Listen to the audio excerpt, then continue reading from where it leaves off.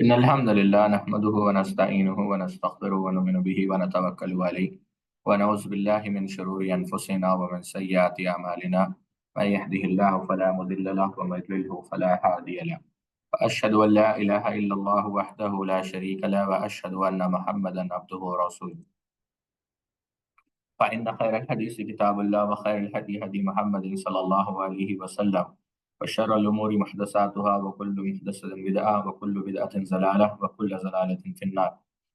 قال الله تبارك وتعالى في القرآن المجيد والفرقان الحميد بعد أن أقول أعوذ بالله السميع العليم من الشيطان الرجيم من حمده ونفخه ونفثه. يا أيها الناس اتقوا ربكم الذي خلقكم من نفس واحدة وخلق منها زوجها وبث منهما رجالا كثيرا ونساء واتقوا الله الذي تساءلون به والأرحام إن الله كان عليكم رقيبا. يا أيها الذين آمنوا اتقوا الله حق تقاته ولا تموتن إلا وأنتم مسلمون. يا أيها الذين آمنوا اتقوا الله وقولوا قولا سديدا يصلح لكم أعمالكم ويغفر لكم ذنوبكم ومن يطع الله ورسوله فقد فاز فوزا عظيما. الحمد لله الحمد لله أحد الصمد لم يلد ولم يولد ولم يكن له كفوا أحد والصلاة والسلام على سيد الأشرف الأنبياء المرسلين نبينا محمد وعلى آله وأصحابه أجمعين أما بعد. سبحانك لا علم لنا إلا ما علمتنا إنك أنت العليم الحكيم. رب اشرح لي صدري ويسر لي أمري واحلل عقدة من لساني يفقهوا قولي. جیسا کہ آپ جانتے ہیں ہم لوگوں نے آپ سے کہا تھا کہ بعض مجلسیں صرف سوال و جواب کی رہیں گی، تو یہ دوسری مجلس ہے۔ میں نے اسی لیے آپ لوگوں کو سوال و جواب کی مجلس میں رہنے کے لیے کہا کہ اتفاق سے یا سوء اتفاق سمجھیں کہ جو ہماری پہلی مجلس تھی، ایک نشست تھی سوال و جواب کی، کل کی نہیں اس سے پہلے، جس میں غالباً جنت کے 3 چیزیں اور بھی کتابوں کی شروحات پوچھے گئے تھی، وہ ریکارڈنگ مل نہیں رہی ہے، غالباً ڈیلیٹ ہو گئی ہے۔ آج کل پورا دن میں نے ڈھونڈا، اسی لیے کہا ہو سکتا ہے کبھی ریکارڈنگز نہ ملے یا ڈیلیٹ ہو جائیں، تو درس میں شامل رہا کرے، خیر قدر اللہ۔ میں بلا کسی تمہید کے سوالات ہم لیں گے اور زیادہ سے زیادہ سوالات لینے کی کوشش کرتے ہیں۔ پہلا سوال یہ آیا ہے کہ بعض تبلیغی جماعت کے لوگوں سے سنا ہے، وہ یہ کہتے ہیں کہ آؤ تھوڑی دیر بیٹھ کر ایمان لاتے ہیں، کیا یہ بات ثابت ہے؟ ہاں، یہ بات اصل میں ثابت ہے۔ اگر آپ صحیح بخاری اٹھا کر دیکھ لیں، نجلس مؤمن ساعتن، یہ جو روایتیں آتی ہیں کہ چند گھڑی بیٹھتے ہیں اور ایمان لاتے ہیں، ایسی بہت سارے اقوال صحابہ سے مروی ہے، خاص کر سیدنا معاذ بن جبل رضی اللہ تعالیٰ عنہ سے، کہ بیٹھیں اور بیٹھ کر جو ہے ایمان لاتے ہیں۔ بلکہ امام نبی شیبہ رحمہ اللہ نے ایک اور اثر سیدنا عمر رضی اللہ تعالیٰ عنہ سے نقل کیا کہ سیدنا عمر رضی اللہ تعالیٰ عنہ جو ہے اپنے ساتھیوں کو ہاتھ سے پکڑتے ہیں اور کہتے کہ آؤ بیٹھ کر اپنے ایمان کو بڑھاتے ہیں۔ عبداللہ ابن رواحہ رضی اللہ تعالیٰ عنہ کا بھی یہی عمل آپ کو ملے گا، آؤ بیٹھتے ہیں اپنے ایمان، یعنی ایمان لاتے ہیں، یعنی اللہ رب العزت کو یاد کرتے ہیں، اس عمل کے ذریعے سے اپنے ایمان کے اندر زیادتی کرتے ہیں اور ذکر کے ذریعے سے اللہ کی اطاعت کریں گے، تو یہ چیز صحابہ رضوان اللہ تعالیٰ اجمعین سے ثابت ہے۔ تو بلکہ امام بیہقی رحمۃ اللہ علیہ شعب الایمان میں دلچسپ واقعہ نقل کرتے ہیں کہ عطا ابن یسار رحمہ اللہ کہتے ہیں کہ ایک دفعہ عبداللہ ابن رواحہ رضی اللہ تعالیٰ عنہ نے ان کے ایک دوست سے کہا کہ آؤ بیٹھ کر ایمان لاتے ہیں، تو انہوں نے کہا کیا ہم مومن نہیں، کیا ہم نے ایمان نہیں لایا؟ تو عبداللہ ابن رواحہ رضی اللہ تعالیٰ عنہ نے، بے شک ہم نے ایمان لایا، لیکن اللہ رب العزت کو یاد کرنے سے، اللہ رب العزت کا ذکر کرنے سے ایمان کے اندر زیادتی ہوتی ہے۔ ایک روایت جس کو امام احمد نے مسند کے اندر نقل کیا ہے، بلکہ امام حیثمی نے مجمع الزوائد کے اندر بھی اس کو نقل کیا ہے۔ بہرحال اس روایت پر کلام ہے کہ عبداللہ ابن رواحہ نے پھر اسی طریقے سے ایک دفعہ کہا کہ آؤ ساعت، یعنی ایک لمحے کے لیے چلو ایمان لائے۔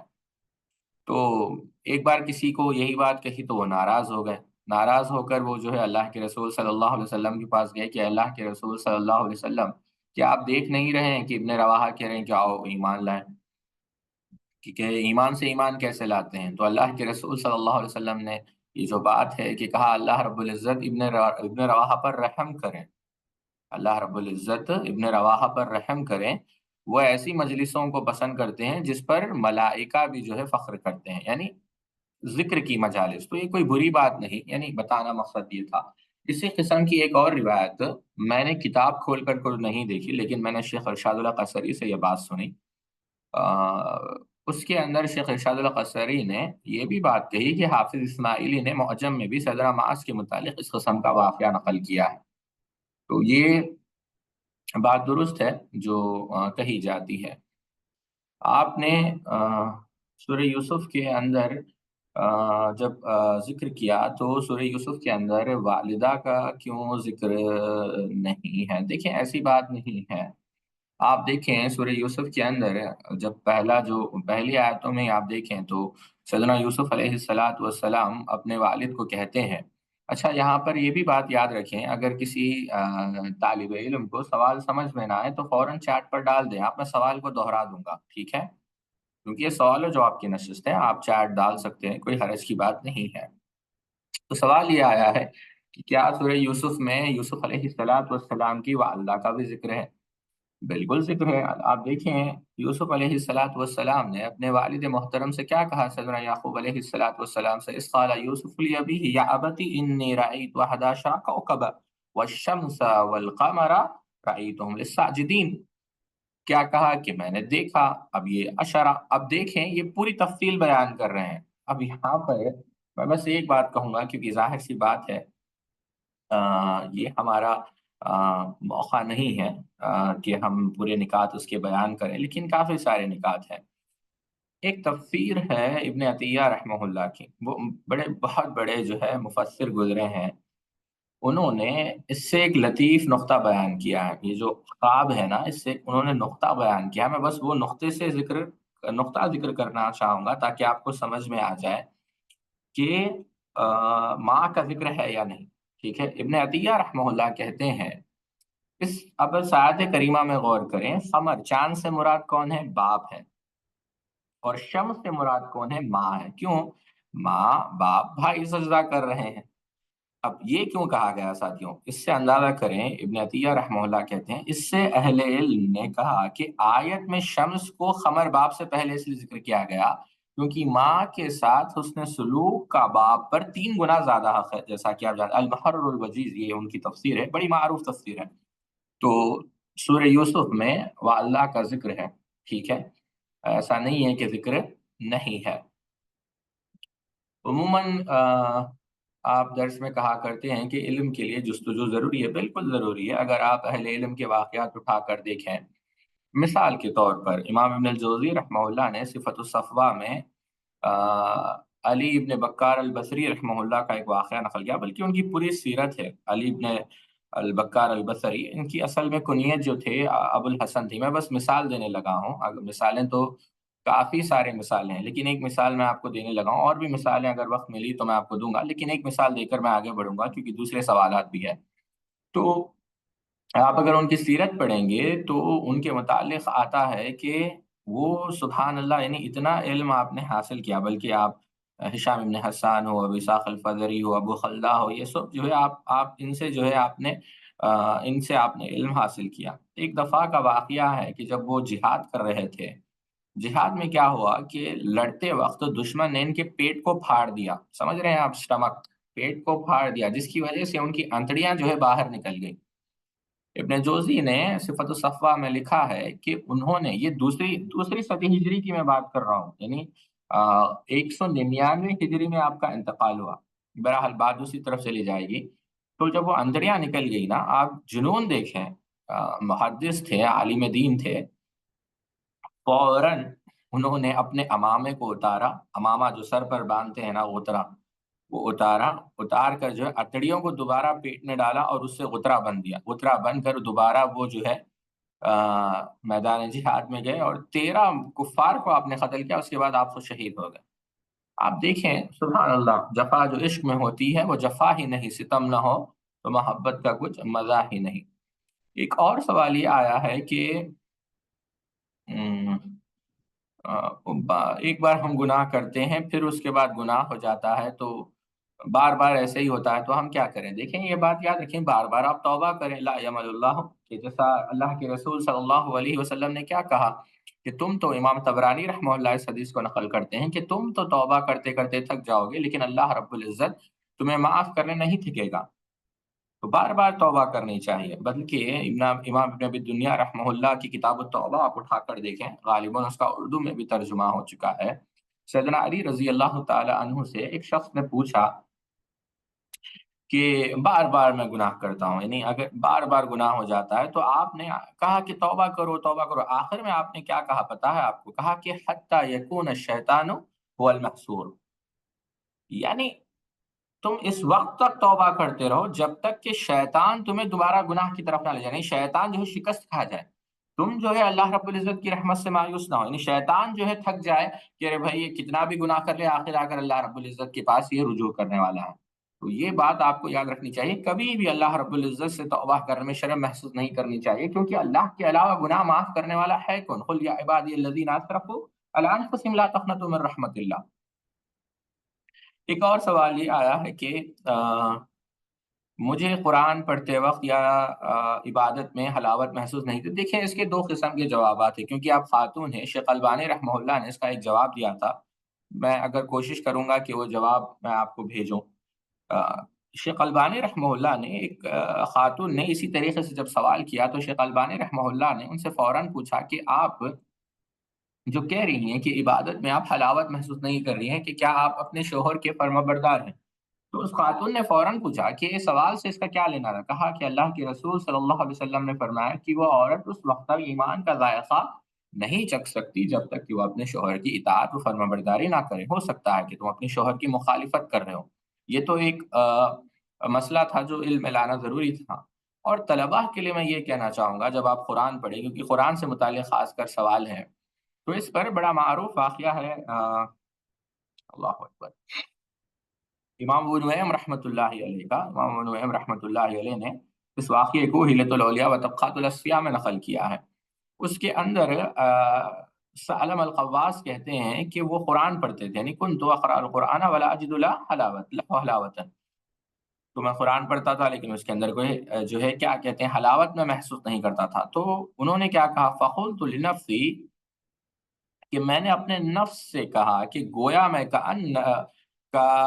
انکی سمیتہ من رسول اللہ صلی اللہ علیہ وسلم، کہ گویا میں قرآن اللہ کے رسول صلی اللہ علیہ وسلم سن رہا ہوں، فجاءت حلاوت قلیلۃ، کہ اس کی وجہ سے کیا ہوا کہ تھوڑی جو ہے حلاوت بڑھ گئی۔ پھر میں نے یہ اپنے نفس سے کہا کہ تم یہ سمجھو کہ تم جبریل علیہ الصلوۃ والسلام سے قرآن سن رہے ہو، تو اس طریقے سے حتیٰ کہ آخر میں یہ کہا کہ تم یہ محسوس کرو کہ تم وہاں سے قرآن سن رہے ہو جہاں سے جبریل علیہ الصلوۃ والسلام جو ہے لایا کرتے۔ تو یعنی ایک خشیت، یعنی تیرے دل پر جب تک نہ ہو نزول کتاب، گرا کو شاہ راضی نہ صاحب کشاف، تو اس طریقے سے آپ کریں گے تو انشاءاللہ آپ قرآن مجید میں جو ہے حلاوت محسوس کریں گے۔ جی،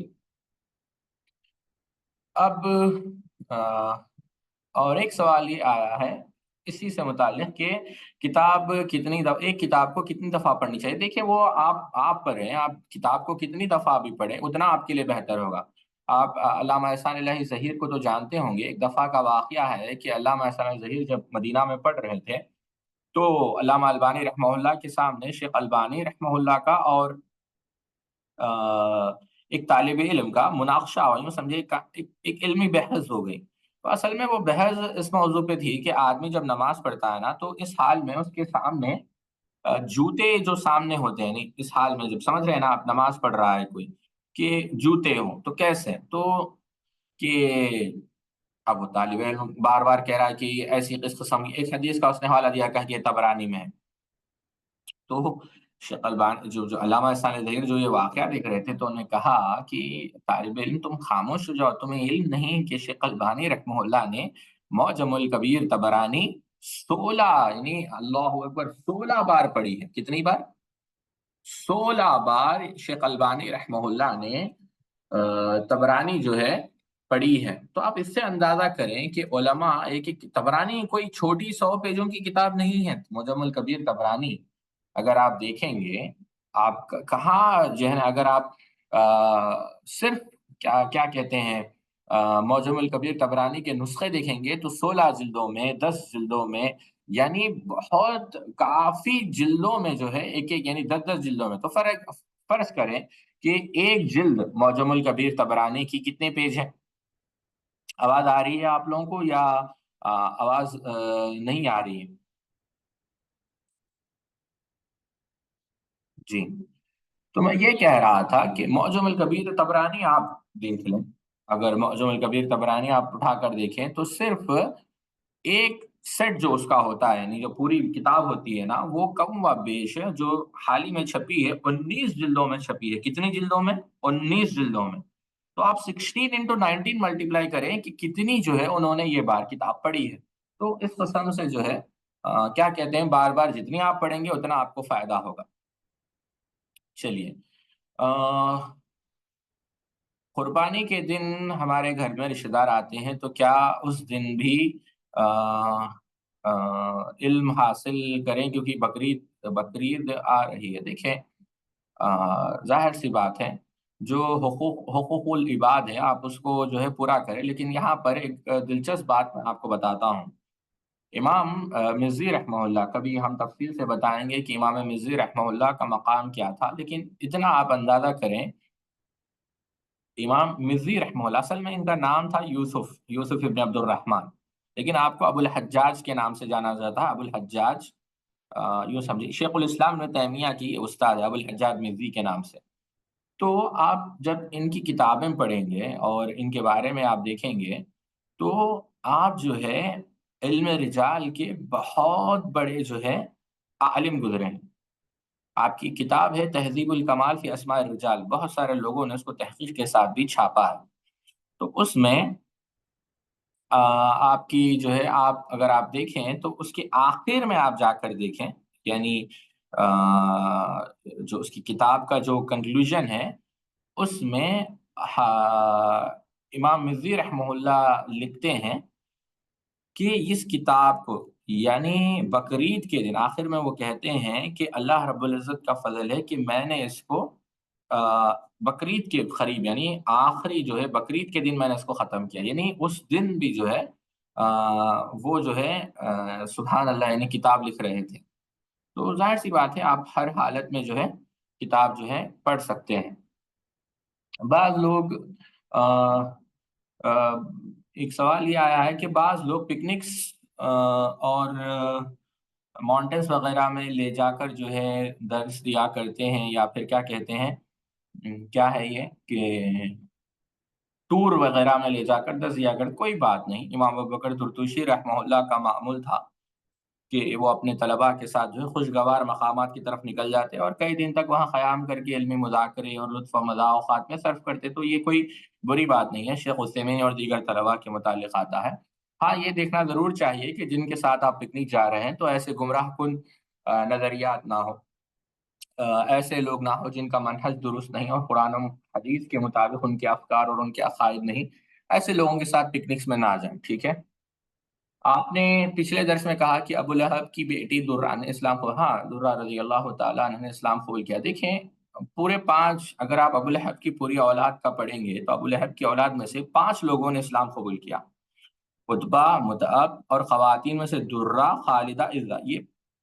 یہ 5، 2 بیٹے اور 3 بیٹیوں نے اسلام قبول کیا۔ آپ جو ہے تاریخی کتابیں پڑھ کر دیکھ سکتے ہیں۔ آپ نے کہا کہ شیخ محمد حیات السندی رحمۃ اللہ علیہ کے شاگرد تھے شیخ الاسلام محمد بن الوہاب، تو کیا اس قسم سے علماء نجد نے بھی کیا علماء ہند سے علم حاصل کیا؟ بالکل، یہ بڑا اچھا سوال کیا آپ نے، اللہ رب العزت آپ کے علم میں برکت دے۔ کیونکہ دیکھیں، اصل میں اگر آپ، ایک کتاب ہے جو آج سے کئی سال پہلے چھپی ہے، اور یہ کتاب ہے شیخ ابراہیم ابن عبداللہ کی۔ شیخ ابراہیم ابن عبداللہ جو ہے اصل میں جامعہ محمد بن سعود جو ریاض کی یونیورسٹی ہے، آپ جو ہے وہاں کے استاد ہیں، شیخ ابراہیم۔ تو انہوں نے ایک کتاب لکھی ہے، وہ کتاب آپ پڑھیں، النجدیون فی الہند، علماء النجد، یعنی النجدیون فی الہند، یہ کتاب کا نام ہے۔ یہ کتاب آپ کو انٹرنیٹ پر مل جائے گی، اگر نہ ملے تو آپ میسج کر لینا، میں یہ کتاب بھیج دوں گا۔ تو اس کے اندر انہوں نے کیا کیا کہ جو 160 سال پہلے جتنے بھی، یعنی یہ پہلی کتاب ہے اس موضوع پر، جتنے بھی لوگوں نے سفر کیا ہے ہند کو، یعنی ہندوستان کی طرف، چاہے وہ شیخ الکل فی الکل میاں نظری سن محدث دہلوی ہو، چاہے وہ نواب صدیق حسن خان بھوپالی ہو، ان کے پاس علم حاصل کرنے کے لیے انہوں نے جو سفر کیا ہے، ان علماء کا انہوں نے ذکر کیا ہے، اور انہوں نے اس کتاب کو بنیادی طور پر 3 حصوں میں تقسیم کیا ہے۔ ایک تو وہ علماء نجد جو علم حدیث کے لیے علم حدیث کے طلب کے لیے ہند گئے، دوسرے وہ جو کتب سے استفادے یا افادت کے لیے گئے، یعنی کتابوں کے متعلق جاننے یا کتابوں سے فائدہ اٹھانے، کیونکہ کافی سارے لائبریریز ہیں۔ پھر تیسری جو کاروبار کے لیے ہند گئے، تو یہ کتاب آپ ضرور پڑھیں، تو آپ کو اس میں بہت ساری چیزیں جو ہے مل جائیں گی۔ اچھا، اور ایک سوال یہ آیا ہے کہ عموماً حدیث کے حوالوں میں شیخ البانی کے ساتھ ایک کتاب کا ذکر کیا جاتا ہے، ارواء الغلیل۔ یہ کون سی کتاب ہے؟ یہ دیکھیے بڑا بہترین سوال ہے یہ بھی۔ دیکھیں ارواء الغلیل، کتنے لوگوں نے یہ سنا ہے ارواء الغلیل؟ کم سے کم یا دیکھا ہے؟ میں دیکھنا چاہتا ہوں کہ ارواء الغلیل، میں ٹائپ کر دیتا ہوں یہاں پر تاکہ آپ لوگوں کو ارواء الغلیل کتنے لوگوں نے دیکھا ہے؟ میں آپ لوگوں سے کچھ پوچھ رہا ہوں، جنہوں نے نہیں دیکھا، جی نہیں دیکھا، یعنی نہیں دیکھا مطلب آپ لوگ مطالعہ نہیں کر رہے ہیں، کیونکہ جگہ جگہ اس کتاب کا حوالہ ملتا ہے ارواء الغلیل کا۔ اصل میں دیکھیں شیخ البانی رحمۃ اللہ علیہ کی جو کتابیں ہیں وہ دو طرح کی ہیں، یہ یاد رکھیں آپ۔ ایک تو وہ کتابیں ہیں جہاں پر شیخ البانی رحمہ اللہ نے مفصل تحقیق بیان کی، یعنی جیسے آپ سلسلہ صحیحہ کو اٹھا لیں، ضعیفہ کو اٹھا لیں، یا صحیح و ضعیف سنن ابو داؤد ہے، یہ اس قسم کی کتاب ہے، اس پر آپ نے تفصیل سے بحث کی ہے احادیث پر۔ دوسری وہ کتابیں جن میں صرف حدیث کا حکم، یعنی حکم آپ نے ذکر کیا ہے، حکم مطلب کہ بھائی یہ صحیح ہے یا ضعیف ہے یا حسن ہے، یہ ذکر کر کر آپ آگے بڑھ گئے، جیسے الجامع صغیر ہے ایسا۔ ارواء الغلیل جو ہے وہ پہلی قسم کی کتاب ہے، یعنی اس کے اندر تفصیل سے جو ہے آپ نے کلام کیا، اور اس کے اندر کافی سارے علمی فوائد ہیں۔ اصل میں ابن یوسف رحمہ اللہ ایک حنبلی عالم تھے، انہوں نے ایک متن لکھا، متن یعنی ٹیکسٹ لکھا، ٹیکسٹ کا نام کیا ہے؟ دلیل الطالب، یہ کتاب ہے۔ اب اس کی متعدد شروحات ہیں، ایکسپلینیشنز ہیں، کامنٹریز ہیں، جن میں ایک شرح ہے شیخ ابراہیم رحمہ اللہ کی منار السبیل فی شرح الدلیل، یہ کتاب ہے۔ تو منار السبیل کی تخریج کی شیخ البانی رحمہ اللہ نے، شیخ البانی کا بہت بڑا کام ہے، جس کے اندر آپ نے کیا کیا؟ آپ نے ارواء الغلیل فی تخریج الحدیث فی منار السبیل، یعنی جو حدیثیں، جو منار السبیل جو فقہ کی کتاب ہے، جو اصل میں کیا ہے، دلیل الطالب یہ مین بک ہے، اس کی شرح ہے منار السبیل، پھر اس کی تخریج ہے۔ شرح کسے کہتے ہیں؟ ایکسپلینیشن کو۔ تخریج کا مطلب کیا ہے؟ اگر عام الفاظ میں سمجھائیں، یہ کوئی قابل اعتماد تعریف تو میں آپ کے سامنے نہیں کر رہا ہوں، لیکن عام ڈیفینیشن، جتنے بھی احادیث اس کتاب کے اندر ہوں گے وہ کہاں کہاں ہیں، اس کو یعنی referring it to the original source of book, یعنی اگر حدیث ہے انما الاعمال بالنیات، تو یہ حدیث کہاں کہاں، بخاری میں ہے، فلاں کتاب میں، اس کی تخریج سمجھیں آپ، تو پھر اس پر حکم بھی لگایا جائے گا کہ آیا یہ حدیث صحیح ہے یا ضعیف ہے، اسے تخریج کہتے ہیں، آسان انداز میں سمجھا رہا ہوں۔ پھر تو اس یعنی شیخ البانی رحمہ اللہ نے ارواء الغلیل کے اندر یہ پوری جو منار السبیل کی یہ جو ہے تخریج ہے، بلکہ آپ غور تعجب کریں گے کہ یہ 8 جلدوں میں ہے۔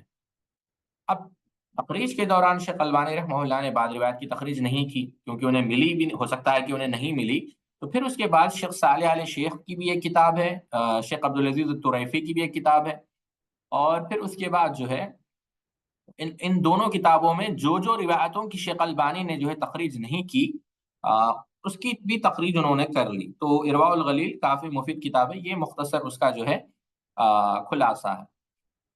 اچھا، جدید مسائل میں جدید مسائل میں طالب علم کو کیا کرنا چاہیے؟ جدید مسائل، کانٹمپرری ایشوز۔ دیکھیں جدید مسائل میں یہ ہے کہ پہلی چیز تو یہ ہے کہ ہم فتویٰ بازی سے دور رہیں، ہم علماء کی طرف رجوع کریں، لیکن اگر ہم دلچسپی ہے کہ پڑھنا چاہیں، جیسا آج کل بہت سارے جدید مسائل آ رہے ہیں، فقہ النوازل کہہ سکتے ہیں آپ، کانٹمپرری ایشوز یا کرنٹ ایشوز۔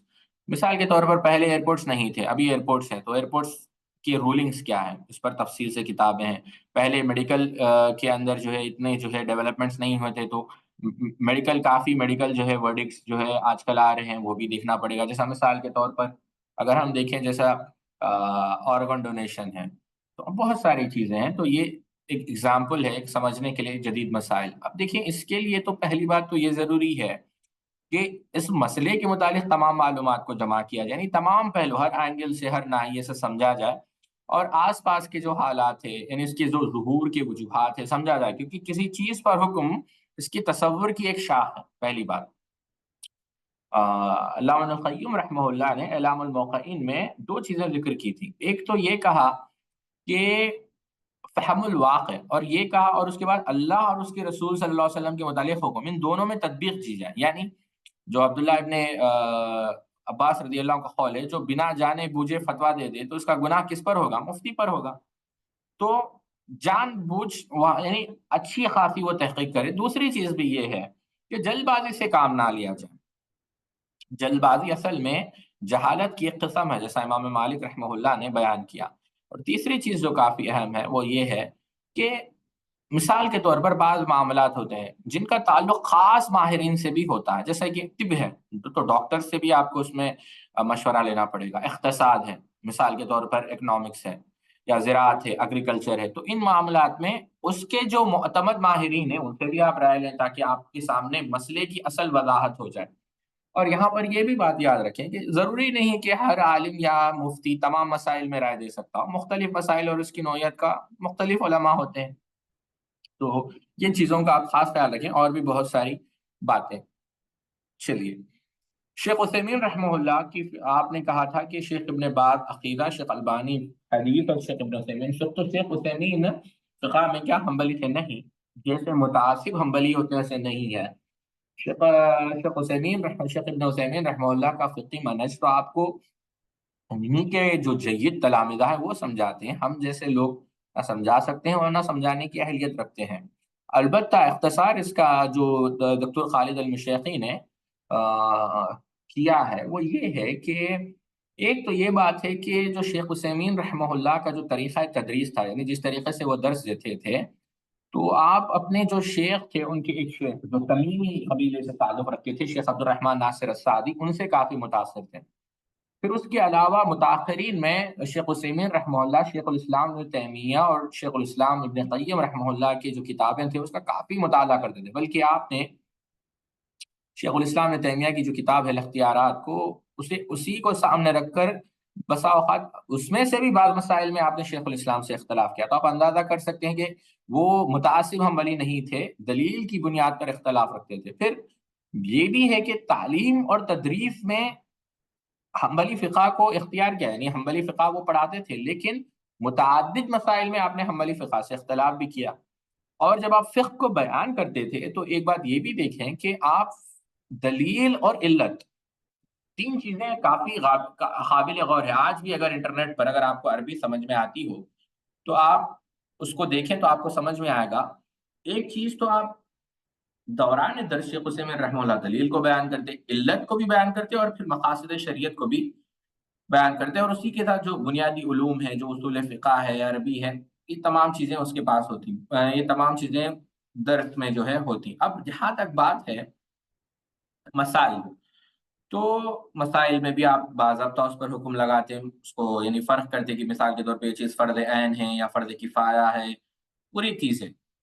اب اور ایک چیز بھی یہ ہے کہ آپ دیکھیں گے جو کلاسیفیکیشن ہوتی ہے چیزوں کی وہ کافی ان کے پاس آسان تھی، یہی وجہ ہے کہ آج بھی شیخ عثیمین رحمہ اللہ کی جو کتابیں ہیں وہ سمجھنے میں کافی آسان ہیں۔ اور آپ اختلاف بھی جب ذکر کرتے ہیں اہل علم کا تو اس میں اقوال راجح یا مرجوح کو دلائل بھی آپ بیان کر دیتے ہیں، ایسا نہیں ہے کہ راجح بیان کر دیا اس کی دلائل بیان نہیں کی، تو بالکل اس کو بھی بیان کر دی۔ یہ ایک مختصر شیخ عثیمین رحمہ اللہ کا جو فقہ کا منہج تھا، یہ میں نے آپ کے سامنے بیان کیا، یہ تو ناقص ہے، آپ تفصیل سے ڈاکٹر خالد کی کتاب پڑھیں، آپ کو اور بھی بہت ساری باتیں شیخ عثیمین رحمہ اللہ کے متعلق ملیں گی، اور ظاہر سی بات ہے کافی بڑے، یعنی ہم کیا ہی کہیں ان کے بارے میں، اتنے بڑے عالم دین ہیں خاص کر فقہ کے میدان میں۔ صحابہ کے جو اختلافات ہوئے صفین نہروان، دیکھیے یہ جو اختلافات ہوئے اس میں جو محدثین یا مورخین کا جو منہج ہے آپ اگر اس میں دیکھیں تو پہلی بات تو یہ ہے کہ خود اللہ کے رسول صلی اللہ علیہ وسلم نے سیدنا حسن کے متعلق کیا کہا کہ یہ جو میرا بیٹا ہے وہ سردار ہے، اور شاید اسی کے ذریعے اللہ تعالیٰ مسلمانوں کے دو عظیم گروہوں میں صلح کرائے گا۔ اچھا، تو پہلی بات آپ کو کیا پتا چلی کہ سیدنا علی رضی اللہ تعالیٰ عنہ کا گروہ اور سیدنا معاویہ رضی اللہ تعالیٰ عنہ کا گروہ دونوں جو ہے مسلمان تھے۔ دوسری بات یہ پتا چلی کہ سیدنا حسن اور سیدنا معاویہ کے مابین جو صلح تھی وہ قابل تعریف تھی، اس وجہ سے سیدنا حسن کو اللہ کے رسول صلی اللہ علیہ وسلم نے سردار کے لقب سے نوازا۔ اب تیسری بات آپ اسی حدیث سے غور کریں کہ سیدنا حسن رضی اللہ تعالیٰ عنہ، ظاہر سی بات ہے قابل تعریف ہے۔ کیوں قابل تعریف ہے؟ کہ صلح کروائی۔ پھر اس میں سیدنا معاویہ رضی اللہ عنہ کی بھی تعریف ہے۔ کیوں؟ اب دیکھیں کہ اگر وہ خلافت کے، سلطنت کے، حکومت کے اہل نہ تھے، اگر ان کے پاس اتنی اہلیت نہ تھی، تو پھر سیدنا حسن رضی اللہ تعالیٰ عنہ نے سے کیوں صلح کی؟ تو یہ چیز آپ دیکھیں۔ اور اس میں دیکھیں مسلمانوں کے جو ہے 3 گروہ جو ہے اس میں بنیادی طور پر بٹے ہیں۔ ایک تو یہ گروہ تھا، جو پہلا گروہ تھا جس نے قتال میں شرکت نہیں کی اور بالکل وہ دور رہے اس لڑائی سے، اور اس پر انہوں نے دلائل دیے کہ مسلمانوں کے مابین جو فتنے ہوتے ہیں اس میں نہیں ہونا چاہیے۔ دوسرا گروہ وہ تھا جو سیدنا علی رضی اللہ تعالیٰ عنہ کے ساتھ تھے، اور بلا شبہ وہ حق کے زیادہ قریب ہیں اور درستی کے زیادہ قریب تھا۔ تیسرا وہ تھا جو سیدنا معاویہ رضی اللہ تعالیٰ کے ساتھ تھا، اگرچہ وہ کیا کہتے ہیں انہوں نے مخالفت کی، لیکن وہ نعوذ باللہ من ذالک وہ اسلام سے خارج نہیں تھے، وہ اسلام پر تھے۔ سمجھ رہے ہیں آپ میری بات؟ کہ جیسا کہ بعض آپ دیکھیں کہ بعض حق تھا اور یہ ان کا اجتہاد تھا۔ حدیث میں ہے کہ مجتہد کا اجتہاد اگر درست ہو وہ 2 اجر اور غلط ہو تو 1 اجر۔ تو بالکل جو ہے سیدنا معاویہ رضی اللہ تعالیٰ عنہ کے گروہ کو بھی اجر ملے گا، تو اس میں کوئی شک نہیں ہے۔ تو یہ مختصر سی بات ہے۔ انشاءاللہ اگر زندگی باقی رہی، صحت باقی رہی، تو تفصیل سے ہم شیخ ارشاد اللہ قصری کی 2 کتابیں ضرور اس موضوع پر پڑھیں گے۔ بعض لوگ یہ بھی کہتے ہیں کہ محدثین نے اہل بیت سے روایت نقل کی۔ ایسا کہنے والا شخص جاہل ہے، اسے کیا پتا کہ علم حدیث کیا ہے۔ حال ہی میں چند سال پہلے کی بات ہے، ایک کتاب میرے نظر سے گزری ہے، اور بھی اب ایک اس کو آسان انداز میں جواب دیتا ہوں۔ آپ بتائیے کہ سیدنا علی، سیدہ فاطمہ، کیا یہ نعوذ باللہ من ذالک اہل بیت میں سے نہیں؟ بالکل یہ اہل بیت میں سے ہے۔ تو کیا امام بخاری، امام مسلم، امام ترمذی آپ نہیں دیکھتے کتب حدیث کے اندر کہ سیدنا علی نے روایت کیا ہے، سیدہ فاطمہ زہرا رضی اللہ تعالیٰ عنہ نے روایت کیا ہے؟ یہ بات بالکل باطل ہے کہ اہل بیت سے روایت محدثین نے نہیں، بالکل غلط بات ہے۔ ایک کتاب چند سال پہلے چھپی تھی، کتاب کا نام تھا رد الجلی علی شبہات عدم روایت اہل سنہ عن آل علی۔ بہت ذقین کتاب ہے جس میں ہزاروں روایتیں پیش کی گئی، جس میں محدثین نے اہل بیت سے روایتیں نقل کی ہیں۔ تو یہ بات کیا کہتے ہیں ثابت ہے۔ اچھا، جمعہ کو جمعہ کیوں کہا؟ دیکھیں جمعہ نہیں ہے، یہ جمعہ جو ہے بنگالی ہے، اصل میں یا تو جو فشا کا جو کیا کہتے ہیں جو تلفظ ہے وہ ہے جمعہ، ایک ہے جو اخیل کا جو تلفظ ہے وہ ہے جمعہ، اور ایک ہے جمعہ جو بنو تمیم کا تلفظ ہے۔ جمعہ جو ہے یہ کوئی تلفظ نہیں ہے، تو جمعہ کو جو ہے جمعہ کہا جاتا ہے۔ وہ ابن کثیر رحمہ اللہ تفسیر ابن کثیر رحمہ اللہ سورۃ الجمعہ میں لکھتے ہیں کیونکہ جمع یعنی لوگ اس دن جمع ہوتے ہیں، تو اس وجہ سے اسے جمعہ کہا جاتا ہے۔ ٹھیک ہے، آپ نے کل عقیدے کی کتابوں میں ابو عثمان الصابونی رحمہ اللہ کا ذکر کیا۔ ہاں، ابو عثمان الصابونی رحمہ اللہ یہ ایک معروف اہل حدیث کے عالم دین گزرے ہیں، بلکہ آپ کا انتقال جو ہے ابو عثمان الصابونی رحمہ اللہ کا 5ویں صدی ہجری میں ہوا ہے۔ آپ اس سے اندازہ کریں، میں دور نہ جائیں، بس اس کو امام ابن کثیر رحمہ اللہ نے البدایہ والنہایہ میں ایک واقعہ نقل کیا۔ کہتے ہیں ابن عساکر کہ ابن عساکر کا واقعہ نقل کیا کہ امام نے کثیر کہتے ہیں کہ امام الحرمین ایک دفعہ عبد الملک الجوینی رحمہ اللہ وہ جو ہے مکہ میں بیٹھے ہوئے تھے، اور ظاہر سی بات ہے وہ کافی پریشان تھے کہ میں کس عقیدے کی میں پیروی کروں۔ تو آپ کو نیند لگ گئی، تو آپ نے اللہ کے رسول صلی اللہ علیہ وسلم کو خواب میں دیکھا۔ ظاہر سی بات ہے یہ تاریخ کی بات ہے، میں بس دلچسپی کے لیے سنا رہا ہوں۔ اللہ کے رسول صلی اللہ علیہ وسلم خواب میں دیکھا، کس نے؟ امام الحرمین عبد الملک جوینی نے۔ تو اللہ کے رسول صلی اللہ علیہ وسلم نے ان سے کہا کہ آپ ابو عثمان الصابونی کی عقیدے کی پیروی کریں۔ یہ بات امام نے کثیر نے البدایہ والنہایہ میں لکھی ہے۔ ابو عثمان الصابونی اسماعیل بن عبد الرحمن بہت بڑے عالم دین ہیں۔ آپ جو ہے 373 ہجری میں جو ہے آپ کی جو ہے کیا کہتے ہیں ولادت ہوئی، اور آپ کا جو عقیدہ ہے بلکہ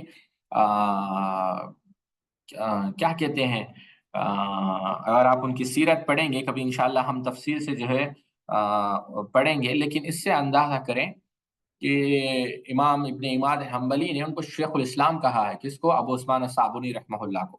تو ظاہر سی بات ہے میں تفصیل میں اس لیے نہیں جانا چاہتا کیونکہ دوسرے سوالات چلے جائیں گے۔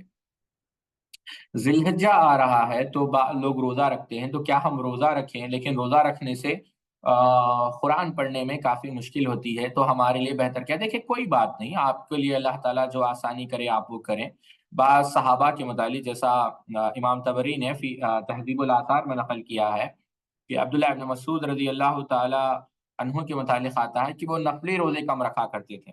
تو ان سے کسی نے ان سے متعلق پوچھ بھی لیا کہ آپ نفلی روزے کم کیوں رکھتے ہیں؟ تو انہوں نے بڑا خوبصورت جواب دیا۔ عبداللہ ابن مسعود رضی اللہ تعالی عنہ نے کہا کہ میں جب روزہ رکھتا ہوں تو کمزور پڑ جاتا ہوں، نفلی روزوں کی بات کر رہے ہیں، تو قرآن کی قرات سے، تو اور قرات قرآن مجھے روزے سے زیادہ پسند ہے، تو وہ نفلی روزے کم رکھتے تھے، قرآن کی قرات زیادہ کرتے تھے، تو کوئی بات نہیں۔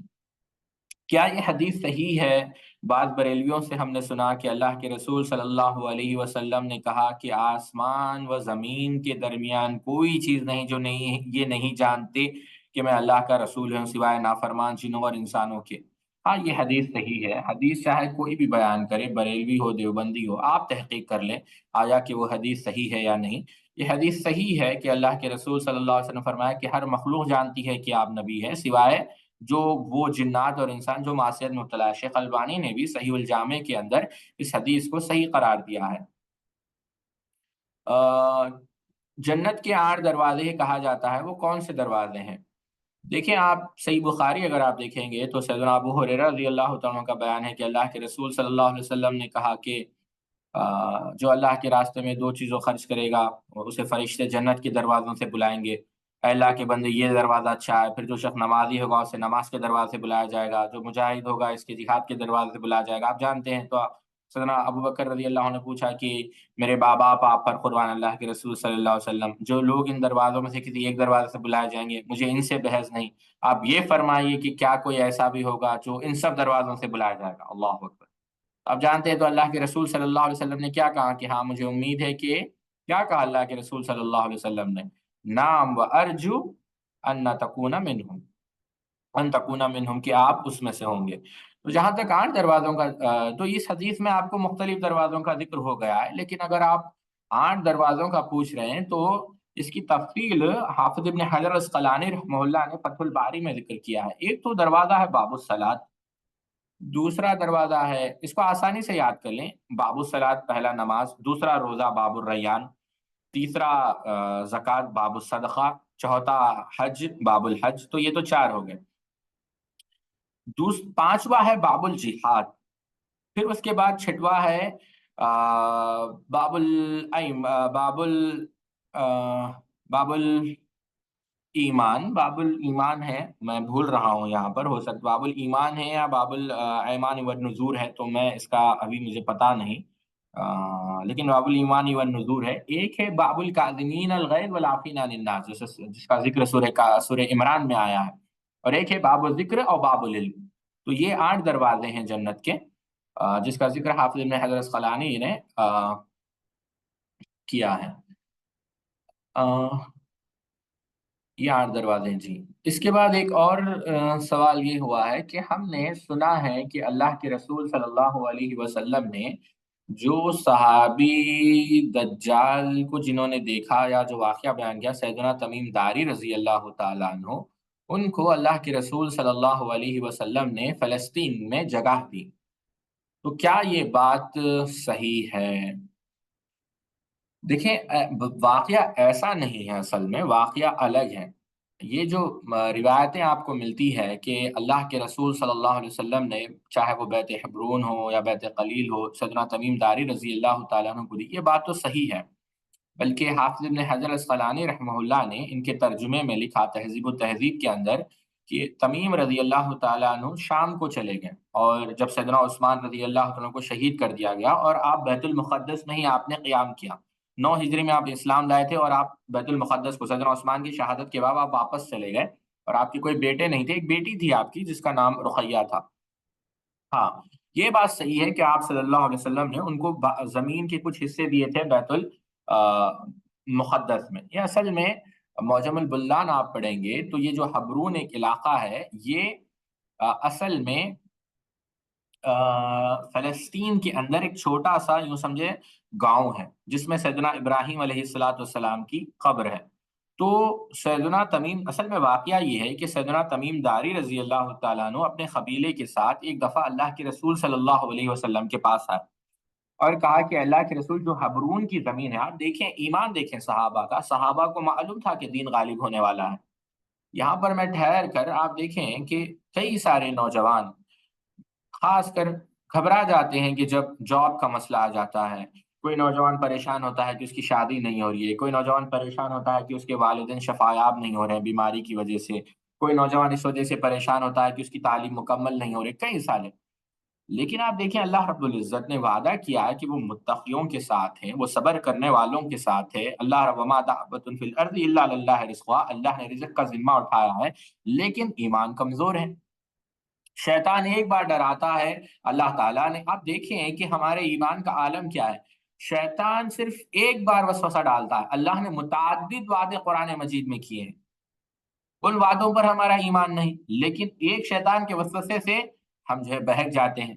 اب آپ دیکھیں اس وقت فلسطین مسلمانوں کے، سبحان اللہ، مسلمانوں کے ماتحت نہیں تھا، مسلمان ابھی اس کو فتح یاب، مسلمان نے اس کو ابھی فتح نہیں کیا تھا، لیکن اس کے باوجود دیکھیے سیدنا تمیم داری آ کر کہتے ہیں اللہ کے رسول، جو حبرون کی زمین ہے وہ آپ مجھے عطا کر دیں۔ تو اس وقت اللہ کے رسول صلی اللہ علیہ وسلم نے ایک خط لکھا کہ بسم اللہ الرحمن الرحیم، کہ یہ میں یعنی اللہ کے رسول صلی اللہ علیہ وسلم، محمد جو اللہ کے رسول ہے صلی اللہ علیہ وسلم، یہ زمین تمیم داری کو اور تمیم داری کے لوگوں کو دیتے ہیں۔ میں آپ کو بیت اینون دیتا ہوں، حبرون دیتا ہوں، مرتوم دیتا ہوں، ابراہیم دیتا ہوں، اور جو کچھ بھی اس میں ہے میں تمہیں دیتا ہوں، اور اس کے بعد یہ تمہارے جو ہے نسل کے لیے ہوگی، ہمیشہ کے لیے، اور جو بھی یہ تم سے چھیننے کی کوشش کرا اس نے اللہ کو جو ہے اذیت دی، اور اس پر میں ابو بکر کو، عمر کو، عثمان کو، علی کو گواہ بناتا ہوں۔ بیزنٹائنس کے اندر تھا اس وقت، فلسطین مسلمانوں کے اس کے اندر نہیں تھا۔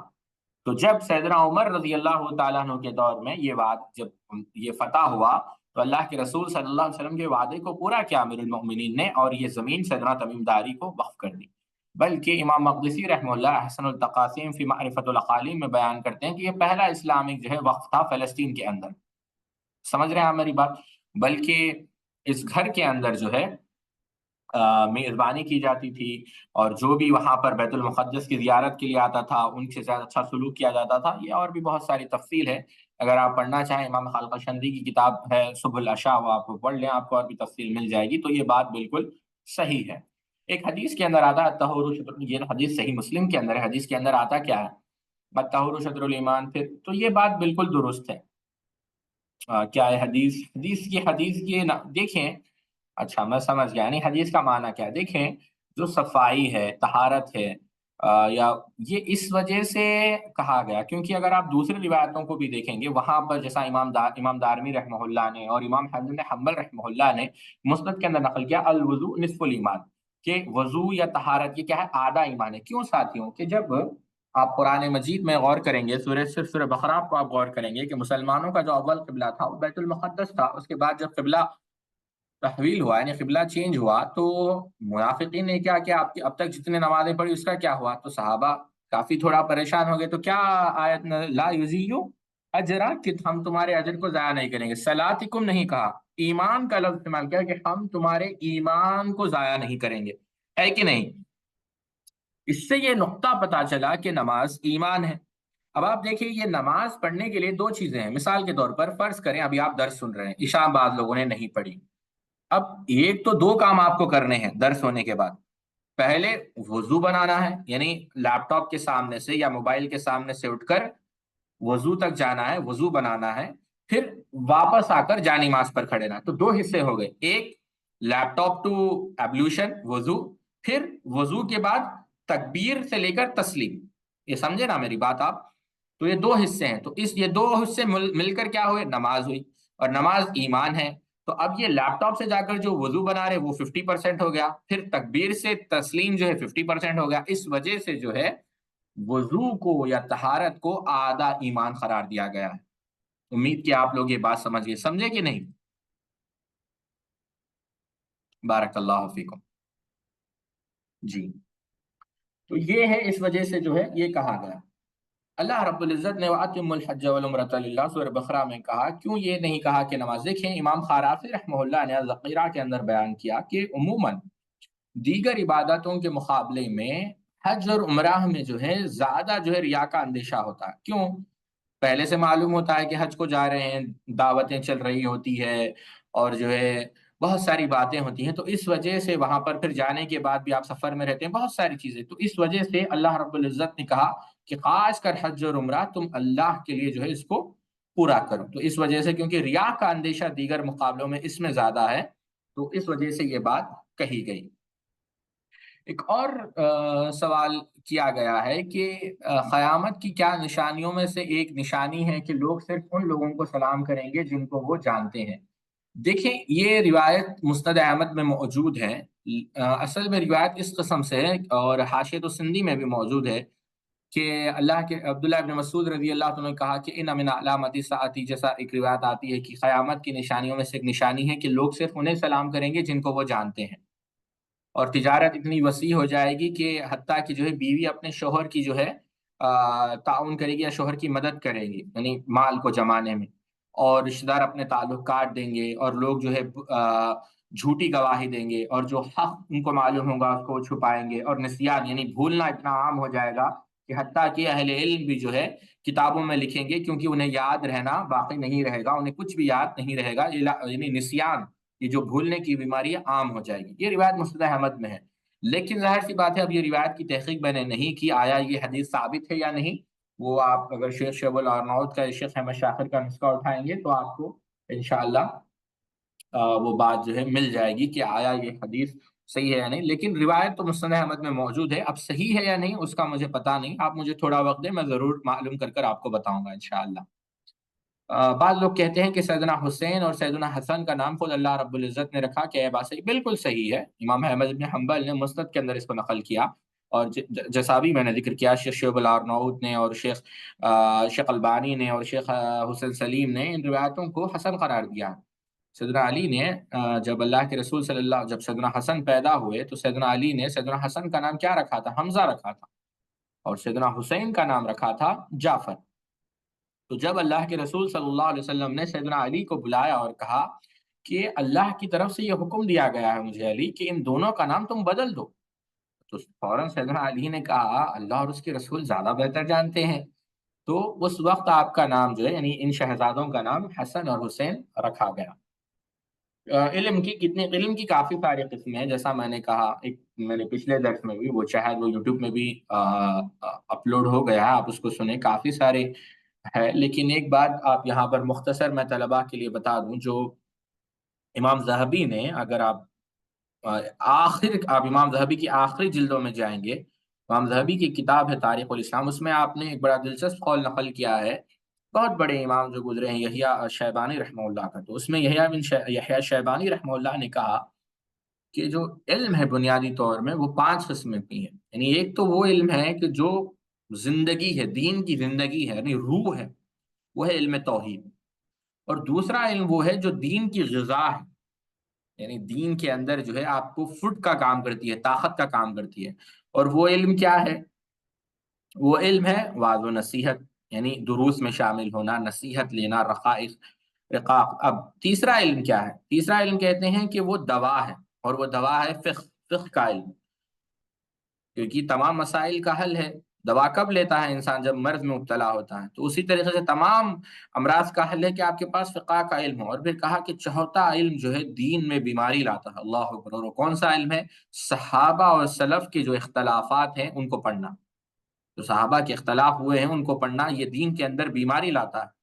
اور پانچویں چیز یہ ہے کہ جو علم دین کو تباہ کر دیتا ہے وہ ہے فلسفے کا علم۔ تو یہ چیزیں آپ یاد رکھیں تو کافی رہیں گے آپ کے لیے یہ باتیں۔ تو میں امید کرتا ہوں 50 منٹ ہو گئے ہیں، تو میں نے 40 منٹ کا ہی ارادہ کیا تھا، اور بھی سوالات ہیں، ایک کہ قول کریم، قول معروف، اور بھی بہت سارے سوالات آئے ہوئے ہیں، انشاءاللہ کل ہم اس کو لیں گے۔ تو یہیں پر ہم اپنی بات کو ختم کرتے ہیں۔ سبحانک اللہم و بحمدک، اشہد ان لا الہ الا انت، استغفرک و اتوب الیک۔